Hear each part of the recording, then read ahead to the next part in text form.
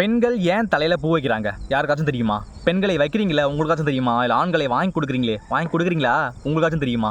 தெரிஞ்சால் சொல்லுங்கள் பாப்பா, எத்தனை பேர் கரெக்டாக சொல்கிறீங்கன்னு இப்போ கமெண்ட் போட்டுருங்க.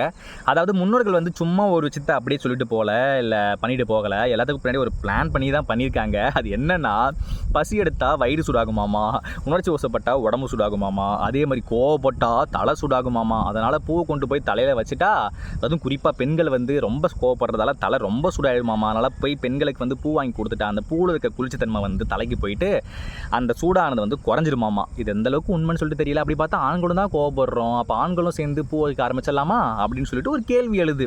அதனால் உங்கள் ஒய்ஃப் வந்து ரொம்ப கோவப்படுறாங்க, இல்லை கேர்ள் ஃப்ரெண்ட் வந்து ரொம்ப கோவப்படுறாங்கன்னா தயவு செஞ்சு பூ வாங்கி கொடுங்க. பூ வாங்கி கொடுத்தா தலை குளிர்ச்சியாகி கோவம் தணிஞ்சு அப்புறம் ஜாலியாக இருக்கலாம். இது ஃப்ரீ அட்வைஸ், கேட்டால் கேளுங்க, கேட்காடி போங்க. இது எத்தனை பேருக்கு தெரியும்னு சொல்லிட்டு கமெண்ட் பண்ணுங்கள். இதை நான் ட்ரை பண்ண போகிறேங்க, வாழ்க்கையிலேயே அப்ளை பண்ணி பார்க்க போகிறேன்னு சொல்லிட்டு சொன்னீங்கன்னா அது எத்தனை பேருன்னு சொல்லிட்டு கமெண்ட் பண்ணுங்கள். பாப்போம் எத்தனை பேர் அடி வாங்கியிருக்கீங்கன்னு.